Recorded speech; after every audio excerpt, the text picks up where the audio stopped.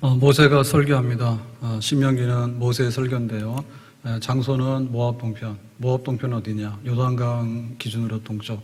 서쪽에는 이제 적각골이 흐르는 가나안 땅이죠. 그래서 이제 그 모세가 여기서 설교하는데, 설교하고 나서 그냥 다 잊어버리거나 혹은 뭐 말하긴 했는데 우리는 기록이 없어요라고 하면 안 되죠. 그래서 이제 기록을 하게 되고요. 근데 그 기록이라는 것도 너무 방대해요. 그래서 쌍방간에 계약을 맺자. 모세의 설교는 하나님 말씀을 백성에게 전달하는 거죠. 그래서 하나님께서 이렇게 해라. 계약의 조건입니다. 그러면은 어떻게 해주겠다. 보상에 대한 거죠. 그래서 이제 이 쌍방간의 약속이 계약인데, 이제 계약을 맺는 거예요. 그래서 그 계약의 마지막 실행의 여부에 관해서, 이제, 축복을 한다. 아니면 이 계약이 위반될 때는 이제 저주하고 심판할 거다. 이제 이 얘기를 하는 거예요. 그래야지 이제 계약이 단단하고 그 계약이 굉장히 강력하게 이행이 될 수가 있는 거죠. 그러니까 애굽에서 구원을 받았습니다. 근데 구원 받을 때는 그냥 하룻밤에 받은 거예요. 네, 그래가지고는 쫙 나왔는데 이제 가나안 땅에 들어가게 되면 하루를 사는 게 아니고 뭐 1년을 사는 게 아니라 평생을 살아야 되고 또 자손 대대로 살아야 돼요. 그래서 구원 받을 때는 하나님이 단독 역사거든요. 하나님께서 건져내시는 건 하지만 가나안 땅에 들어가서 사는 거는 니들이 살아야 돼. 그래서 하나님의 그 백성답게 사는데 하나님 말씀했지, 그 말씀을 추려가지고 언약을 맺었지, 그 언약 중에서 중요한 것은 축복과 저주로서 반드시 이행해야 된다라고 하는 이제 그거를 이제 한 거죠. 그러니까 가나안 땅에 들어가서 살 때 선택해라. 가나안 땅에 들어가서 너희들이 자손대대로 복 받고 살고 싶으면 이렇게 해라, 순종해라. 아니면 너희들은 저주를 받을 거다, 이렇게 했어요. 그러니까 이 삶은 지금 우리에게도 똑같은 겁니다. 예수 믿어서 구원받을 때 구원을 위해서 우리가 뭐 막 노력을 하고 이런 게 아니라 믿음으로 단번에 구원을 받은 거예요. 근데 구원받은 다음에 복되게 사느냐라고 하는 것은 하나님의 말씀대로 순종하는가, 하나님과 좋은 관계를 계속해서 유지하는가, 여기에 달려 있습니다. 자, 그래서 하나님은 어떻게 축복하는가라고 할 때 첫째는 뭐냐면 하나님으로부터 축복이 나온다. 자, 오늘 1절 말씀에 이렇게 말합니다. 네가 내 하나님 여호와의 말씀을 삼가 듣고. 그러니까 하나님이 복의 출발점이다. 복을 주시는 분도 하나님이고 반대로 저주하시는 분도 하나님이다. 그러니까 하나님이 구원하셨잖아요. 구원하고 나서 가나안 땅에 들어가서 살 때 가나안 땅에 들어가서 사는데 누가 복 주시느냐. 가나안 땅에는 가나안 7 족속들이 있어요. 그런데 이 7 족속들이 각각 섬기는 우상들이 많아요. 여러 종류가 있어요. 그래서 이 사람들이 가가지고 이제 마켓 가가지고 시장 보러 갔는데 오늘 뭐 살까? 두리번 하다 이거 담고 저거 담고 이런 식으로 하면 즉흥적이죠. 그러면 안 되는 거예요. 그래서 내가 오늘 뭐를 할까? 딱 목표를 정해야 되잖아요. 그래서 우상들에게 끼웃거리면 안 된다. 하나님이 복 주시는 거다. 그러니까 우리에게로 말하면 우리는 맹목적으로 복을 받으려 해. 그래서 누가 복을 주는지도 모르는데 예를 들면 막 우상을 찾아가거나 무당을 찾아가거나 이렇게 해서 복이 아닌 데 가서 막 문을 두드리면 거기서는 복이 안 나와요. 하나님께로부터 복이 임합니다. 그런데 하나님께로부터 복이 임하는데 하나님은 어떤 분이냐라고 할 때 하나님 여호와의 말씀을 삼가 듣고 그래서 말씀하시고 계약을 맺으신 분이죠. 그러니까 삼가 듣는다는 말은 주의해서 듣는다, 성실하게 듣는다 이거예요. 그의 모든 명령을 지켜 행하면 들을 뿐만 아니라 행동으로 옮겨서 삶으로 실천을 하는 것이죠. 그러니까 여기에 바로 하나님이 복 주신다라고 하는 것이 있는 겁니다. 그래서 하나님께서 이제 이렇게 말씀을 가지고 너희들 순종해라 라고 하시면 말씀에 집중해야 되고 거기에 따라서 하나님 약속이 있는데 그 약속은 뭐냐면 너를 세계 모든 민족 위에 뛰어나게 하실 것이다 그랬어요. 그러니까 이 얘기는 지금 먼 나라의 얘기입니다. 왜냐하면 이스라엘 백성들은 40년 전만 하더라도 애굽의 노예였어요. 노예는 그야말로 사람이 아니에요. 그래서 언제 우리가 자유를 얻을까? 이제 이게 자기들의 꿈이었고요. 그래서 이제 노예에서 자유를 얻어서 나왔는데 광야 생활을 40년 하는데 광야 생활은 그야말로 살아남는 게 목적이야.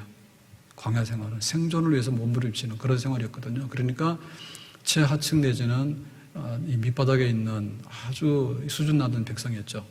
근데 이제 가나안 땅에 들어가면 하나님께서 복을 주실 때 너희들은 모든 민족 중에서 뛰어난 민족이 된다. 아주 꼭대기에 있는 그런 민족이 될 거다. 복 받는 백성이 될 거다 했어요. 그래서 이건 뭐냐면 굉장히 낙관적이고 영광스러운 미래를 제시하는 거예요. 그래서 우리가 구원받았다.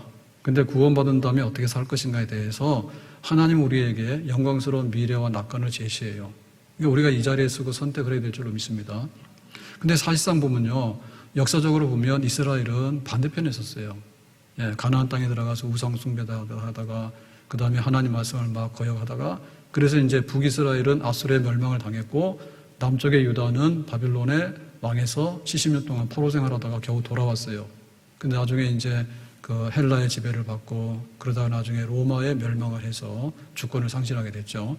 그러니까 이런 역사를 보면 그야말로 미래에 대한 낙관이 있었지만 이 이스라엘 백성들이 걸어갔던 삶은 축복을 걷어차는 그런 생활을 했던 것을 알 수 있어요. 그래서 우리도 매우 주의하지 않으면 구원은 받았지만은 풍성하고 복된 삶에 이르는데 실패할 가능성이 상당히 많다.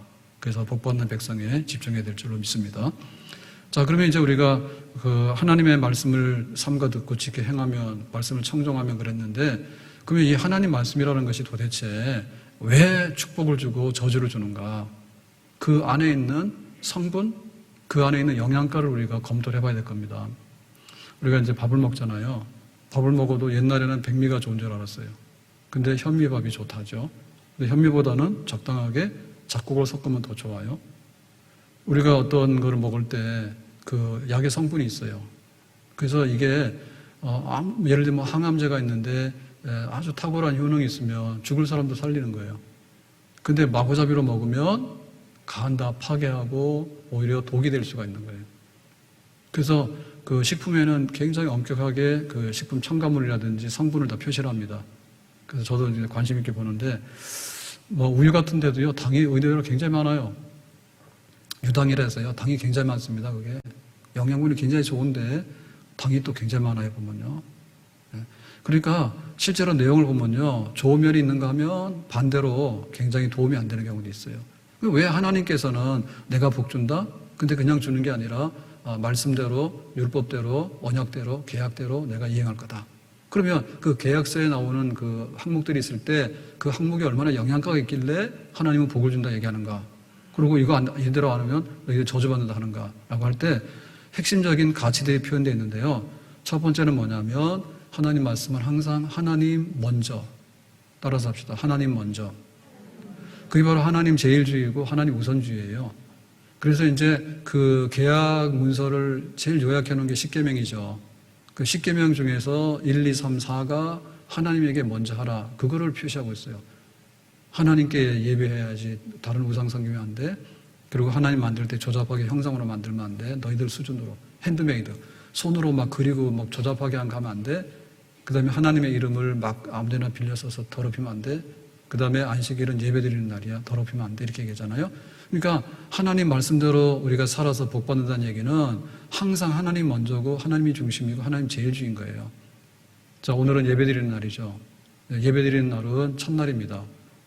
그래서 7개의 날을 선물 받았는데 첫날 제일 중요한 날이에요. 그러니까 이거 뭐야, 예배 드리고 영적으로 휴식하고 재충전하는 날로 쓰는 게 하나님 먼저예요. 아멘? 우리가 밥상에 앉아서 감사기도 드리잖아요. 이거 내가 일한 거야 라고 하면 기도할 필요 없는 거죠. 그죠? 근데 내가 일했지만은 이 소득이 내 것이 될 수 있도록 하는 것은 하나님의 은혜죠. 그러니까 뭐예요? 밥상에서도 뭐예요? 하나님 먼저. 우리가 아침에 눈 뜨면 뭐부터 합니까? 기도하잖아요.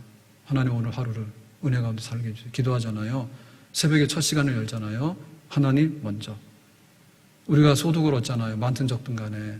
그럼 그 소득의 출처는 어디예요? 하나님이 주시는 거예요. 아멘? 그래서 하나님 먼저.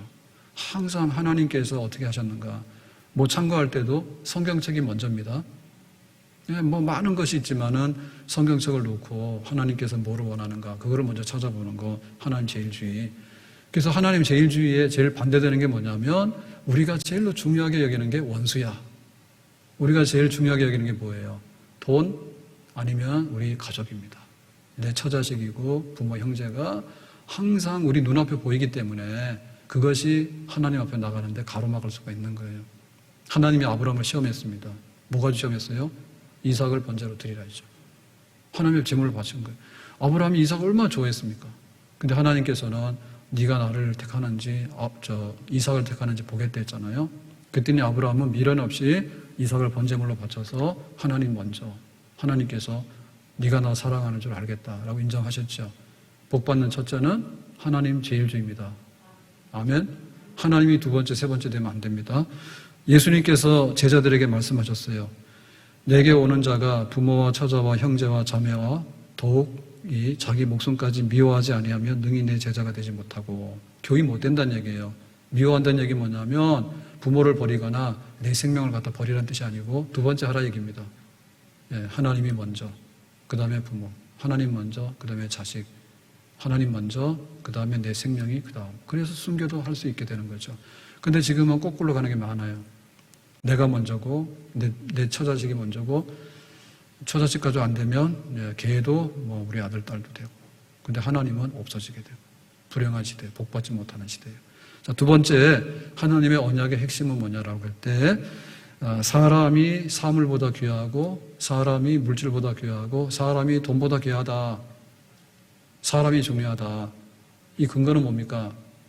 이 근거는 하나님이 이 세상을 지을 때 하나님하고 닮아있는 피조물을 만들고 싶었어요. 그래서 하나님을 닮은 피조물이 뭐냐면 형상대로 지은 인간입니다. 그러니까 인간을 무시하거나 이렇게 막 깔아뭉개는 얘기는 하나님 무시하고 깔아뭉개는 거랑 똑같은 거예요. 그리고 하나님이 이 세상을 지을 때 여세 동안 지으셨잖아요. 그럴 때 제일 마지막에다가 갖다 놓은 최고의 걸작품이 바로 인간이에요. 생육 번성 다스리고 지배하라 했어요. 근데 지금 보면 뭐냐면 인간 소외죠. 인간 소외예요. 예, 기계 갖다 놓고 기계가 돈 벌어주니까 사람은 꺼져라. 그러면 이제 이게 사람을 위한 거냐 생각을 해야 돼. 그 다음에 돈이 먼저인 거예요. 돈이 된다면은 뭐든지 합니다. 막 청부살인도 하고, 돈이 된다면은 갖다가 못 먹을 것도 집어넣고, 돈이 된다면은 거짓말도 하고 사기도 치고 막 그래요. 사람 다 망가뜨려. 돈 때문에 사람이 엉망이 되고 막 이러지 않습니까? 그래서 사람이 먼저라고 하는 것은 굉장히 인기 있는 주제인데요. 근데 이것도 구분해야 됩니다. 우리 정부에서요, 사람이 우선이다라는 말은 굉장히 아름다워 보여요. 근데 사람이 우선이라는 것을 제일로 크게 말하는 데가 김정은이요. 김일성 주체사상은 사람이 먼저다, 그겁니다. 사람 먼저 중에서 꼭대기 수령은 김일성이다, 그 얘기입니다.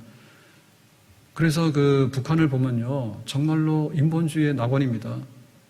네, 사람이 먼저입니다. 근데 그 사람이 먼저라는 얘기는요, 또한 안 맞는 말이에요. 왜냐하면 하나님이 지으신 인간, 하나님을 닮아가는 인간, 예배드리는 인간, 거룩을 사모하는 인간, 영생을 알고 있는 인간, 이런 인간이 아니라 유물론에 입각한 인간이라고 하는 것은요, 그야말로 이거 흙덩이로 돌아가는 그 혁명의 한 그 요소밖에 안 되는 거예요. 그래서 사람이 먼저라 했는데 굉장히 인권이 처참하게 밟히고, 왜? 혁명 때문에. 그러고 앞뒤가 안 맞는 거예요. 그게 그 허구적인 말입니다. 우리 정부에서도 정치하는 분들이 사람이 먼저라는 말 쓰는데, 반기독교 교회를 깔아뭉개는 하나님, 그 사람이 먼저라고 하는 말은요, 무시무시한 말이에요. 무시무시한 말이에요. 자, 이런 면에서 우리가 어떤 무신론적인 인본주의를 배제하고요, 그야말로 하나님을 인정하기 때문에 하나님 다음으로 뭐가 중요하라고 할 때 사람이 우선되어지고 사람이 중심되어진다라고 하는 말은 균형 잡힌 말이고 진리의 말씀인 줄로 믿습니다. 그래서 하나님께서 10가지 계명을 주시면서 이대로 안 하면 죽어 이랬거든요. 그래서 범죄 심각도에 따라서 사형에 처해요. 그런데 물질 문제 가지고서 사형에 처하는 것은 거의 없어요. 물질 문제 가지고. 그러니까 돈 문제 때문에 사람이 죽을 정도는 아닌 거야. 네가 벌은 받아야 되지만 돈 때문에 막 사채업자들이 사람 잡아다가 구덩이에 집어넣고 가잖아요. 그런 거는 성경에 있을 수가 없어. 있을 수가 없어. 그래서 다른 범죄가 다 심각하게 아주 중대하지만은 물질 문제가 굉장히 중대한 범죄이긴 하지만 사람을 죽일 만큼 그 정도 범죄는 안 된다라고 성경은 얘기하거든요. 그래서 우리가 눈에 보이는 돈이나 물질이 모든 걸 좌우하는 게 아니라 사람이 대접을 받고 사람이 존중이 여김받는 그 법이 바로 하나님의 계약 문서의 기본 정신의 법이 되겠습니다. 그래서 유괴하는 건요, 이건 사형이에요. 돈 때문에 사람을 훔쳐가거나 팔아먹잖아요. 이게 사형이에요. 왜냐하면 사람을 아주 깔아뭉개는 거예요. 그래서 우리가 하나님을 내가 우선하고 기도하고 예배드리고 다 하는데 사람 알기를 돌같이 알고 사람 알기를 돈보다 못하게 여기는 일은 결국에 하나님 무시하고 사람 없는 그런 말씀을 위배하는 삶을 사는 거다. 이렇게 보면 되겠죠. 자, 세 번째로 이 말씀이 왜 그렇게 축복과 저주를 갈라놓는 하나의 그 언약의 특징을 가지냐 할 때 이거는 권리, 법적인 권리보다도 상대방의 기본 욕구가 고려돼야 되는 것이 우선이다라고 하는 거예요. 자, 예를 들면 노예가 도망을 쳤어요. 그러면 그 당시에 노예라고 하는 것은 재산권이거든요. 노동력은 재산권입니다. 돈입니다. 도망갔다. 그러면 그 당시에 모든 세상의 법은 어떻게 말하냐면 도망간 노예를 잡아다 죽이거나 중벌에 가야 돼. 그래 도망을 안 가는 거예요. 그래야지 재산권이 이게 보장이 되는 거예요. 혹은 그 노예를 보호하거나 이렇게 하는 사람들도 거기에 비슷한 처벌을 받아야 돼. 그래야지 노예 재산권이 가진 사람 입장에서 볼 때는 이게 유지가 되는 거예요. 근데 성경에서 뭐라 했냐면 도망갔냐? 그러면 그냥 놔두라고요. 네. 그래 노예들도 최소한으로 이렇게 도망 안 갈 정도로 해줘야지 여기서 사는 겁니다, 같이. 그럼 도망갔다 그러면은 가서 잡아다가 다시 노예시키지 마라라고 했어요. 이거는 뭐냐면 그 노예제도의 근본을 훼손시키는 아주 획기적인 법이에요. 근데 이거가 벌써 모세 시대 때 이루어졌는데 이게 이렇게 넘어와가지고 그 링컨이 흑인 노예들을 해방했다잖아요. 영국에서 그 앞서 노예들을 해방을 시켰습니다. 그런데 그게 1800년대 일이에요. 그러니까 이 성경의 법이 얼마나 앞섰는지 몰라. 얼마나 앞섰는지 몰라. 그건 뭐냐면 법적 권리가 모든 것의 판단 기준이 아니라 상대방의 최소한의 것을 인정해 주는 것이 더 고려되라. 그게 바로 하나님의 말씀이죠. 그리고 하나님께서 그대로 살면 내가 너희들에게 복을 주겠다라고 하시는 거예요. 전쟁에 포로가 발생해요. 그런데 남자 포로도 있고 여자 포로도 있는데 비참한 게 이제 여자 포로죠. 자, 여자 포로를 잡아다가 그 노예로 만들 수도 있고 뭐 팔아먹을 수도 있고 뭐 여러 가지로 쓸 수가 있습니다. 근데 이제 전쟁은 목숨을 건 싸움이기 때문에 전리품인 거예요. 그러니까는 여자를 포로로 잡으면 노예로서 자기가 전리품을 얻었기 때문에 돈이 생긴 겁니다. 재산권이. 그랬을 때 굉장히 마음에 들었어. 그러니까 일로 와. 넌 내 거야. 이렇게 해서 함부로 할 수가 없어요. 만약에 자기가 정말 그 마음에 들고 좋아하고 그러면은 결혼하고 싶잖아요. 그러면은 정식으로 결혼을 해야 돼. 막 함부로 못하고 결혼을 해야 돼. 결혼을 하는데 최소한도로 뭘 지켜줘야 되냐면 한 달 동안에 이 여자가 슬퍼할 수 있는 기간을 유예 기간을 두라 했어. 포로를 잡았는데 너 마음에 들어. 오늘부터 내 부인이야. 라고 해서 막 못해요. 왜냐하면 자기 부모들은 전쟁에 죽을 수도 있는 거고요. 딸을 잃어버렸기 때문에 부모님들이 얼마나 가슴이 아프겠어요. 그러니까 이 여자도 충격이잖아요. 자기가 어느 날 포로가 돼서 노예 신세가 돼서 지금 이렇게 돼버렸으니까. 그러니까 그 사람의 상황이 완화될 수 있도록 충분히 심리적으로 회복할 수 있도록 그런 여유를 두고 자기 아내를 삼는데 결혼을 해라. 근데 살다 보니까 마음이 변했어. 싫어 이 여자가. 그러면 뭐예요? 자기 집에 노예이기 때문에 돈 주고 파는 게 마땅하잖아요. 근데 그렇게 하면 안 돼. 자기 부인을 이미 맞이했기 때문에 그냥 돈 없이 풀어줘서 자유를 줘야 된다. 그런 거예요. 그러니까는 비록 불행한 일을 겪었지만 그 불행한 일로 인해서 2차, 3차적인 그런 막 이렇게 전체가 무시되는 인간의 기본이 무시되는 그런 것은 보호해줘야 된다. 그게 말씀인 거죠. 그게 다른 거예요. 그러니까는 법적 권리가 모든 거다라고 하는데 법적 권리 말고 최소한의 거. 이걸 가진 사람이 다 재산권 행사할 수 있잖아. 그랬더니 아니야. 갖지 못하는 사람의 보호권. 그것도 고려해야 돼. 라고 하는 성경이죠. 그리고 하나님께서 그걸 보면 기분이 엄청 좋은 거예요. 그렇게 사는 사람을 보면. 그리고 이스라엘 땅이라는 그 가나안 땅은 이스라엘 백성들이 세우는 나라잖아요. 그러니까 이스라엘 백성들이 세우는 나라는 새 나라가 되길 원했어. 새로운 법이 통치하고 새로운 백성들이 와가지고 살아가는데 하나님께서 매우 기뻐하셔서 이제 그 이스라엘을 샘플로 해가지고 전 세계가 그런 나라가 됐으면 좋겠다. 하나님께서 그래가 오다 막 복을 부어주고 싶은 겁니다. 아멘? 충분히 이해가 가죠. 충분히 이해가 갑니다. 좋은 나라에다가 복을 주시고 좋은 백성에다가 복을 주시는 거예요. 그러면 이제 그 채무자와 채권자의 관계에 있어서도요, 성경은 굉장히 독특한 걸 말합니다. 자, 이제 그 채권자는 돈을 빌려줬어요. 돈을 빌려줄 수 있죠. 그런데 채권자잖아요. 그러면 돈 빌린 사람은 채무자잖아요. 그럴 때 담보물을 받을 수 있어요. 근데 이자는 못 받아요. 같은 이스라엘 백성들끼리는 이자 없이 빌려주는 겁니다. 그러니까 그냥 남 좋은 일 시키는 겁니다. 그런데 원금에 대해서 두려우면은 담보물을 받을 수 있는데 담보물에 관해서도 성경은 기록을 하고 있어요. 자, 맷돌이 있는데 곡식을 갈아가지고 가루를 만들어서 이제 빵을 만들잖아요. 밀을 갈아서. 그럴 때 맷돌의 윗짝, 아래짝이 있는데 그거 집어다 가져가면 안 돼. 왜냐하면은 내가 채권자이기 때문에 야, 니네 물건 가져간다 이렇게 할 수가 없어. 이 사람은 밥 굶어 죽어. 맷돌 한 짝 들고 가버리면은 식사를 못 하는 거예요. 그러니까 그건 안 돼. 이 담보물은 안 돼. 왜? 이 사람의 생계가 달린 문제이기 때문에 안 돼. 만약에 겉옷을 가져가잖아요. 겉옷을 가져가게 되면 저녁에 해질 무렵이면 온도가 떨어진다고. 그러면 다시 돌려줘야 돼. 그래서 그 다음날 가서 또 겉옷을 담보물로 잡아가는 거예요. 그러니까는 겉옷은 곧 이불이란 말이에요. 그러니까 밤새 떠는 거예요. 그러니까 낮에는 담보물 행사를 하지만 밤 되면 이 사람이 부들부들 떨면서 하는 거는 담보물의 기능이 아니라 이 사람이 잘못하면 자다가 추워서 죽을 수도 있어.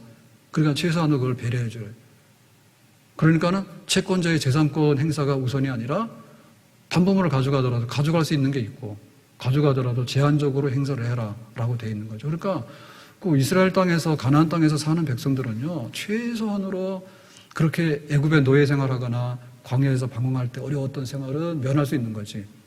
그래야 살만한 땅이고 또 새로운 기회를 창출할 수 있는 그런 기회의 땅이 될 수도 있는 거고 사람이 죽어나가는 땅이 아니라 생명을 부재할 수 있는 그런 축복의 땅이 되는 거죠. 그러니까 하나님께서 이 땅에다가 복을 주시고 이 백성에다가 아낌없이 복을 주실 마음이 있는 줄로 믿습니다.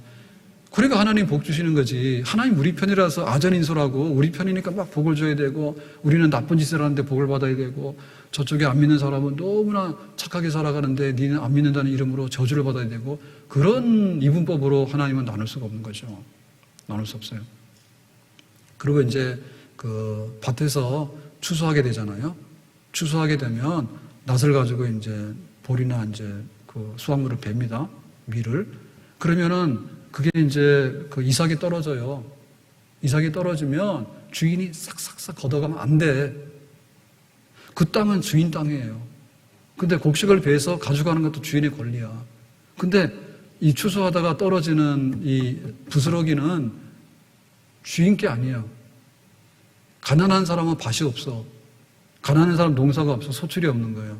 그러니까는 그 가난한 사람은 그때 밭에서 떨어진 이삭을 주워다가 생계를 꾸려가도록 한 거예요. 그러니까 주인의 추수권보다도 가난한 사람이 밭에 떨어진 거를 가져갈 수 있는 권한이 더 앞장서는 거예요. 멋있죠, 그죠?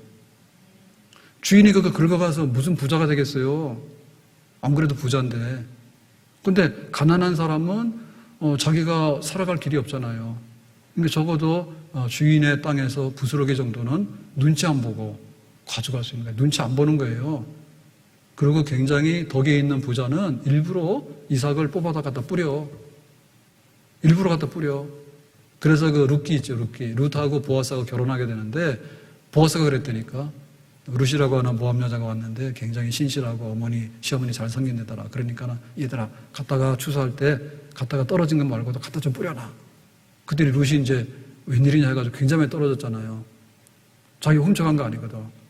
그래서 오늘 이렇게 이삭을 많이 주었다니까. 이상한 일이네. 누구 집에 갔는데 했더니 보아스라는 사람 밭에 갔더니 이렇게 됐어요. 했더니 보아스가 우리의 먼 친척 중에 한 사람이야. 라고 해가지고 이제 어쩌고저쩌고 해서 결혼하게 되는 겁니다.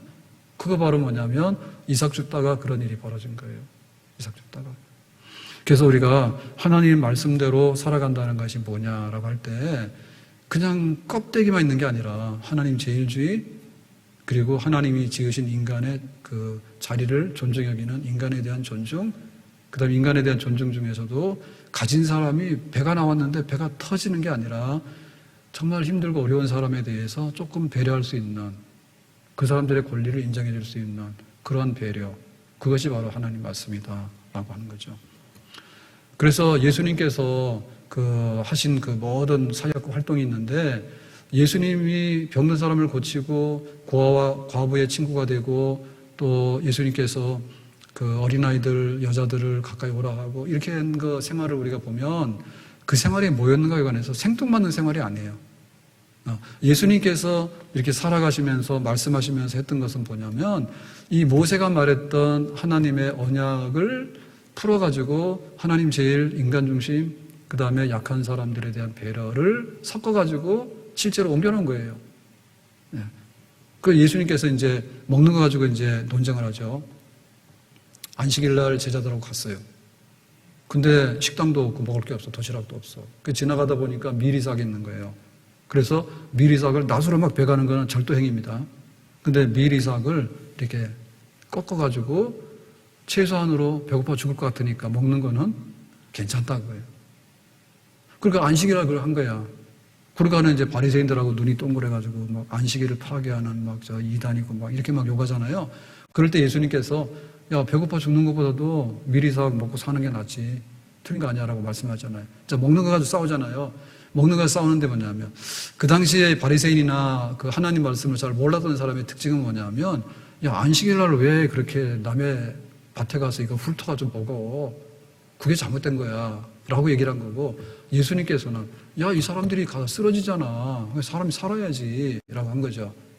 그러니까 하나님 말씀을 누가 더 올바르게 이해하고 해석한 겁니까? 예수님이 해석한 게 맞는 거지. 안식일 날 가서 쓰러져 죽었단 말이에요. 근데 여기 미리삭은 멀쩡해. 미리삭 멀쩡한 게 문제예요? 아니면 쓰러져 죽을 사람이 사는 게 문제예요? 쓰러져 죽는 사람 사는 게 문제지. 그죠? 그리고 예수님께서 병을 고칩니다. 소경의 눈을 뜨게 합니다. 언제? 안식일이야. 그래서 와서 시비 걸잖아요. 야, 월요일날 눈 뜨게 하지. 왜 주일날 눈 뜨게 해가지고 주일을 일하고 그렇게 범하냐? 막 이러잖아요. 그랬더니 예수님께서 하신 말씀이 그거잖아요. 야, 그거 병든 사람 고치는 게 안식일이지. 안식이 뭔데? 정말 평생에 고생하는 사람, 아파서 허덕이는 사람 고치는 게 안식이지. 안식일에 와서 예배 드린다고 하고 있다가 월요일날 하라고 그 말이 되냐? 응급환자 말이에요. 응급환자 오늘 예배 드려야 되니까 너 기다려라 월요일까지. 이 사람 죽잖아요. 응급인데. 그러게 일단 사람 살리는 게 그거는 주일의 의미가 된다라고 해서 뭐 만성병이면 괜찮잖아요. 뭐 월요일날 가도 되잖아요. 근데 막 5분을 다투고 10분을 다투는 사람한테 월요일날 가라는 얘기는 죽으란 얘기잖아. 그러니까는 하나님 말씀 뭐예요?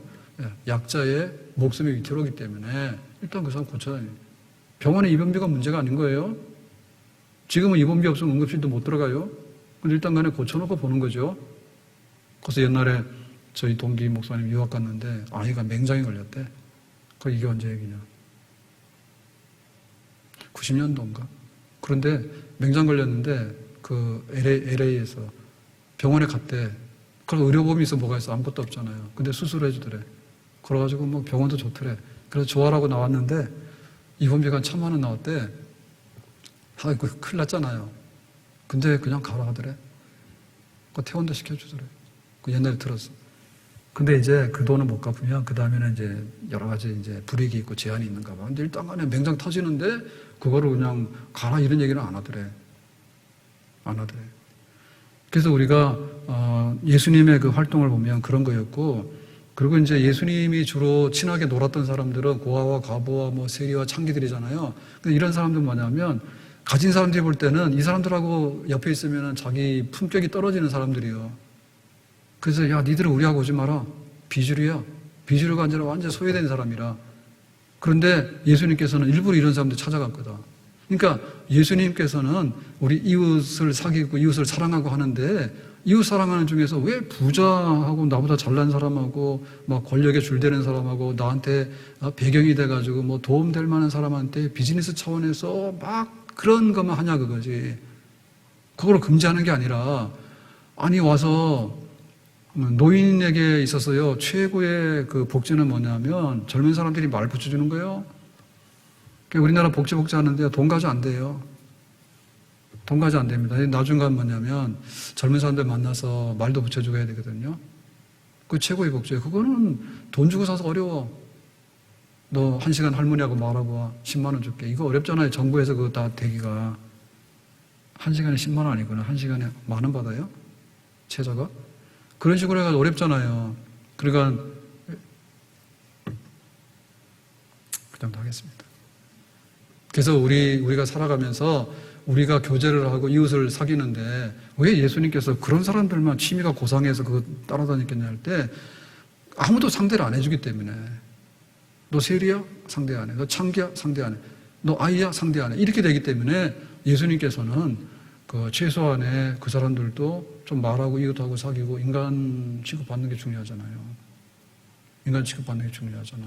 그러니까 와서 그렇게 했던 거죠. 그리고 용서하는 것도 그렇습니다. 용서하는 것도 가늠하다 잡힌 여자가 왔어요. 끌려왔어요.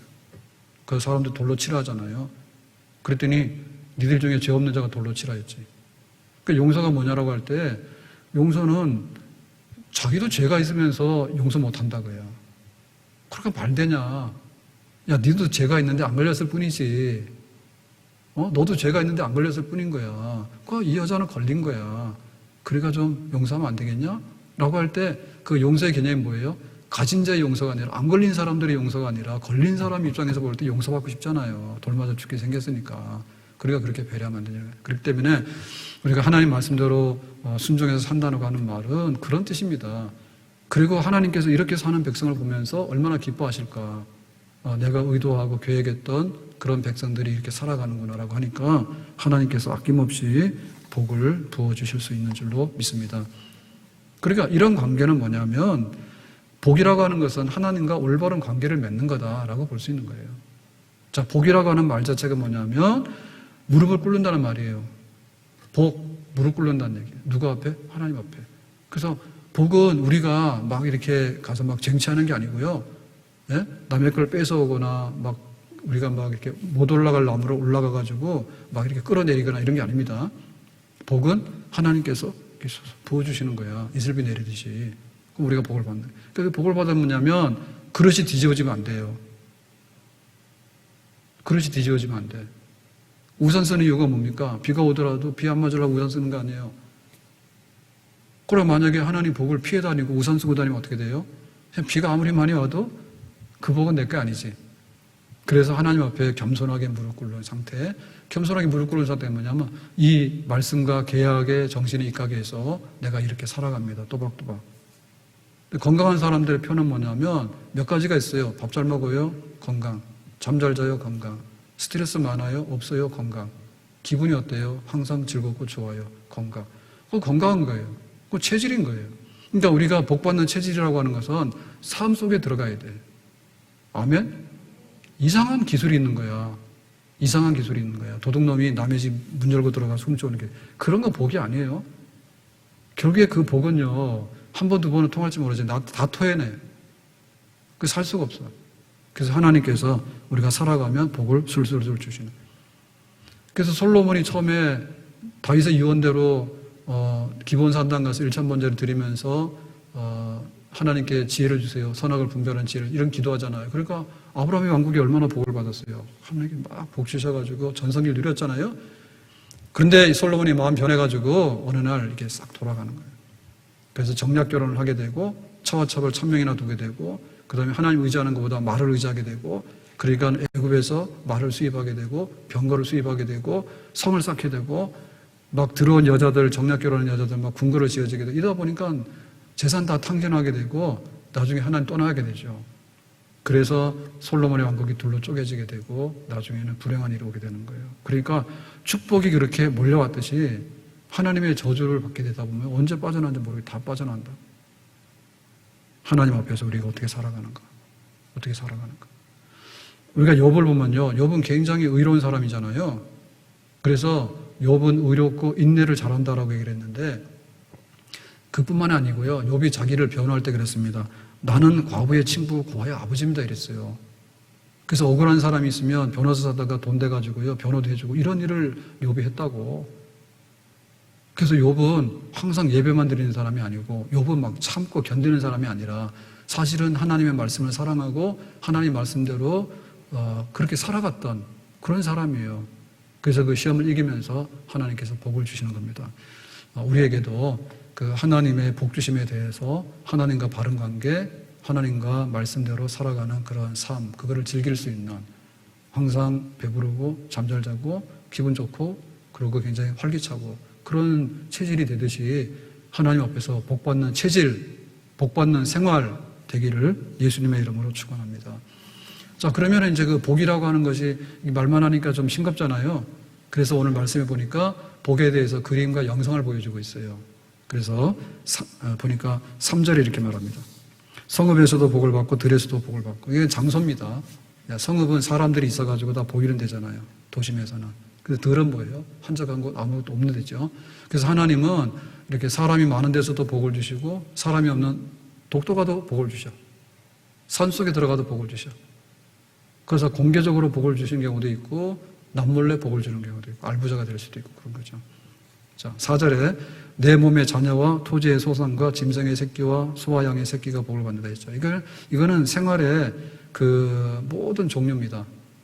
네, 자녀가 없으면은 어렵잖아요. 그러니까 하나님께서 아브라함에게 이삭을 주시고 한나에게 사무엘을 주시고 그리고 감람나무 같고 백향목 같고 그래서 자녀들이 잘 되는 그런 복을 자손천대 주신다. 복이 있다. 그 다음에 토지의 소산은 먹고 사는 거거든요. 흉년이 들면 안 돼. 그래서 씨를 뿌리면 100배의 열매를 맺게 되고 땀 흘리는 노동에 대가를 얻게 되고 그것이 보장되는 그런 삶을 주신다. 그 다음에 짐승의 새끼는요. 이건 뭐냐면 투잡한 거야. 투잡한 거예요. 그 당시로 말하면. 그 지금 우리 그러죠. 내가 회사 가서 월급 받고 또 뭐 다른 쪽으로 해가지고 또 수입이 있고 이중 삼중으로. 그래서 이것도 잘 되고 저것도 잘 되고 1호점도 잘 되고 2호점도 잘 되고 뭐 그런 거. 하여튼 간에 잘 되는 집은 이것도 잘 되고 잘. 그래서 소가 송아지 놓더라도 쌍둥이로 만들고. 넷 낳았으면 되지. 뭐 또. 그래가지고는 뭐, 그게 번성한 거죠. 그래서 이거 노예들은 생각을 못 했던 거예요. 노예들은 매 맞고 막 아들이 나면은 다 갖다가 강에 던지고 죽이고 막 그랬잖아요. 애굽에서 40년 전에. 광야 생활에서 이거 구경도 못 했잖아요. 광야 생활에서 언제 자녀들을 많이 다선 출산할 수 있으면 어렵습니다. 농사 지은 적도 없고요. 가축들이 번성할 일도 없잖아요. 그렇게 아주 생존의 위협을 받으며 살아왔다고. 근데 이제 뭐 자녀들, 그 다음에 소출, 그 다음에 짐승들이 막 꽉 차가지고 이게 웬 떡이냐 이렇게 해서 복된 상태에 돌아가게 된다. 하나님 이게 주신다. 이게. 자, 그 다음에 5절에 보니까 광주리와 떡반죽 그릇이 복을 받는다 했거든요. 이건 뭐냐면 이렇게 담아놓는 도구입니다. 자, 담아놓는 도구라고 하는 것은 뭐냐면 우리가 이게 그릇 있잖아요. 이 그릇의 역사가 굉장히 중요한 역사예요. 왜냐하면 토기 있죠, 토기. 예? 우리가 구석기 시대에 토기가 있잖아요. 근데 이 그릇을 만드는데 이 그릇이 생김으로 인해가지고 뭘 했냐면 이게 익혀서 먹거나 이게 저장이 가능한 거예요. 예? 다람쥐는 다람쥐 인생밖에 안 되는 게 뭐냐면 다람쥐가 도토리를 줍잖아요. 그럼 얘네들이 겨울 날려면 땅속에서 숨겨야 되잖아. 잘 찾아내. 근데 잘 못 찾으면 거기서 싹이 나서 도토리 나무가 생기니까 또 도토리 떨어지기 좋은 거야. 투자해서. 근데 그거 도토리 하나 주워가지고 땅에다 묻고 오고 도토리 하나 주워 땅에다 묻고 이러다 보면은 노동의 효과가 없어. 그래서 다람쥐도 도토리를 할 때 입에다 넣는다죠. 그런 얘기가 있어요. 제가 보지 못했지만. 입에다 넣어가지고요. 한 번에 많이 저장을 해요. 그래서 요놈 갖다가 자기가 저장고가 있어서 거기다 갖다가 해서 딱 묻어놓는다니까요. 나중에 자기만 찾아. 그 사람들이 다니면서 도토리 그거 파다가 먹으면은 다람쥐 겨울에 죽어. 그 놔두란 얘기. 사람도 배려하라 했는데 다람쥐도 배려해야지 황룡산에서 살겠지. 그래서 그릇의 역사는요, 익혀서 먹거나 그 다음에 이제 저장할 수 있는 기능이 있는 겁니다. 그래서 저장한다는 얘기는요, 옛날엔 상상도 못 했던 거예요. 내가 하루 풀질도 못하는데 어떻게 저축을 합니까? 근데 어느 날 내가 하루를 생활하고도 이게 잉여 남는 게 생기는 거예요. 농사를 지었는데 100배의 소출이 와가지고 이게 자꾸 삶는 거예요. 그러니까는 이제 떡반죽 그릇이 있게 되고 하는 거지. 냉장고는 부의 상징입니다. 냉장고 부의 상징이 없는 집엔 냉장고가 없어요. 예, 그날 벌어서 그날 먹기도 바빠. 그러니까 굉장히 이게 풍요로운 상태를 말하는데 이 풍요로운 상태는 뒤집어 보면 뭐냐면 하나님 말씀대로 살아갔던 풍요로움이에요. 아멘? 그거를 또 이렇게 확 뒤집어 보면 뭐냐면 이 생활 속에 영상을 보여주는 복된 상태인 거예요. 그러니까 이 두 가지는 우리에게 다 작용을 해야 돼.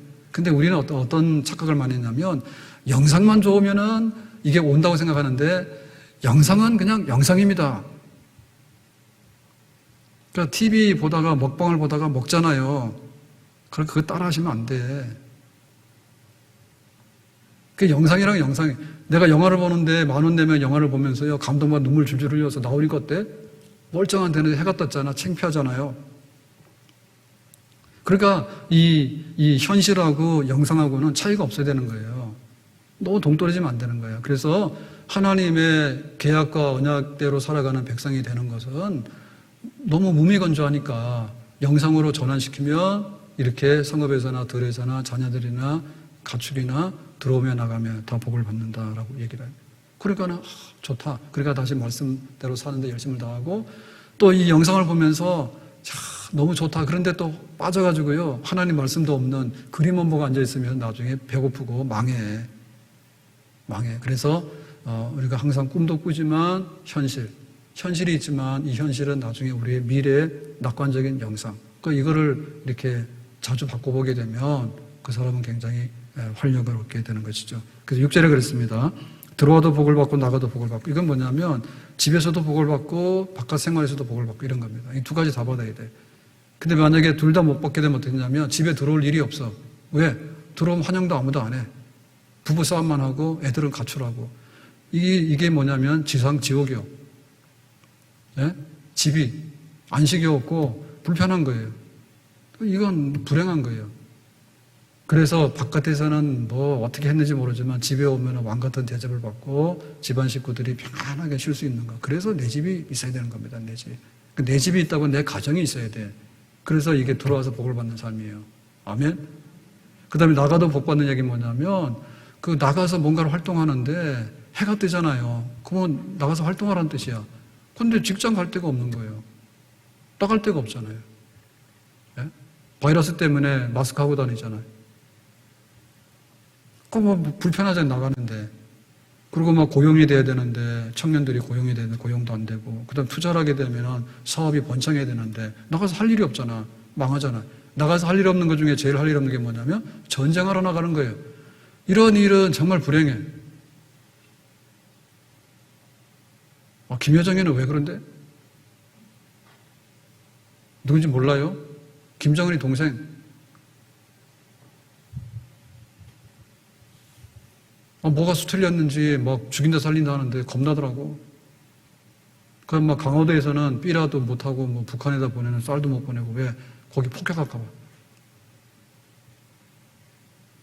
나가지를 못하겠어. 얼마나 이게 복이 없는 시대입니까? 예? 겨우 마스크 쓰고 다니는데 또 뭐 북한에서 뭐 날라오나 싶어가지고. 삐라 날렸다고? 북한에서 우리나라 삐라 좀 날리면 뭐 우리는 그냥 뭐 무시하거나 그냥 갖다 쓰레기통에 넣으면 되는 거 아니에요? 근데 왜 그렇게 막 가만 안 두겠다고 군사 보복한다 그러는데. 불행한 겁니다. 나가도 일할 때도 없고 먹을 때도 없고 싸움밖에 안 하고 나중에 전쟁 나가지고. 그 불행한. 자, 오늘 말씀 뵙겠는데요. 우리가 굉장히 비관적일 이유는 없어요. 이스라엘 백성들은 지금 요단 동편에 있는데 너 가나안 땅 바라봐라. 가나안 땅 들어가면 젖과 꿀이 흘러. 근데 젖과 꿀이 흐르려면 니들이 순종해서 복 받아야 돼. 지금은 뭐냐면 얼마나 노예 생활하면서 광야 생활하면서 지칠 대로 지쳐 있습니까? 근데 미래에 대한 청사진 보여주는 거거든요. 우리가 하나님이 살리고 죽이고 하나님이 복 주시는 것이지 우리 마음대로 되는 거 아니에요. 우리가 작년에 마스크 쓰고 이러고 앉아있을지 상상하신 분은 아무도 없어요. 코로나가 뭐 코로나야. 아무도 생각 못했어. 근데 이런 일이 오니까 얼마나 불편한지 몰라요. 불편한 정도가 아니라 앞으로 막막해요. 얼마나 더 죽어야 될지 얼마나 더 파괴가 일어날지 몰라요. 치료제가 나오고 뭐가 나오면 몰라도 정말 어려운 거예요. 그러니까 우리의 미래가 뭐가 있냐라고 할 때 낙관도 비관도 둘 다 있다니까요. 예? 가나안 땅에 들어갔는데 저주받으면은요 정말 애굽의 종살이보다 못해. 그런데 가나안 땅을 정말 순종의 땅이요 하나님 말씀대로 사는 땅으로 만들면 하나님의 특별 백성이 되는 거잖아요. 하나님께서 아낌없이 복을 주신다 했거든요. 하나님께 달려 있습니다. 근데 하나님께 달려 있는데 하나님은 도장 찍은 대로 다 이행을 하시지만 우리가 엉뚱한 짓을 많이 한다고. 그래서 아수리에 망하기도 하고 바벨론 포로에 잡혀가기도 하고 로마에 망하게 됐거든요. 그 때문에 항상 우리가 조심을 해야 돼. 우리가 조심해야 되고, 그리고 이 복받는 이런 것은 하루아침에 되는 게 아니라 정말 우리의 체질이 되고, 그렇게 살아가는 삶 속에 하나님께서 모든 것을 공급해 주셔가지고 복된 상태로 들어가게 되는 그런 걸 주시게 되고, 그리고 어느 날 갑자기 축복이 떠날 리도 없는 거예요. 왜? 세상은 재수 없으면 축복이 떠나갑니다. 세상은. 근데 하나님 말씀대로 사는 백성에게 있어서는 자손 천대에까지 그런 축복이 흘러넘친다라고 말씀했거든요. 우리가 위로받는 방법이 있고 미래에 대한 낙관을 가져야 되는데, 그것은 우리 손에 달린 게 아닙니다. 우리 손에 달려서 우리가 다 해결할게 해결 못하고 안 돼요. 그렇지만 하나님께서 우리에게 복 주시는 상태, 그거를 우리가 바라보면서 하나님 앞에 씨를 뿌리고 눈물을 뿌리게 되면 반드시 그 백성은 가나안 땅에 젖과 꿀이 흐르는 땅을 자손 대대로 누리는 복의 백성이 될 수 있는 줄로 믿습니다. 우리 가정이, 우리 교회가 하나님 앞에서 복받는 데 힘을 쓰고, 복받는다는 것은 뭐냐면 하나님과 잘 보여서 바른 관계를 유지하는 것, 거기에 힘을 쓰기를 예수님의 이름으로 축복합니다. 기도합니다. 오늘 주신 말씀과 같이 하나님 주시는 복을 사모하고 그 계약을 잘 이행해서 자손 천대의 복을 누리는 백성이 되기를 원합니다. 예수님의 이름으로 기도합나이다. 아멘.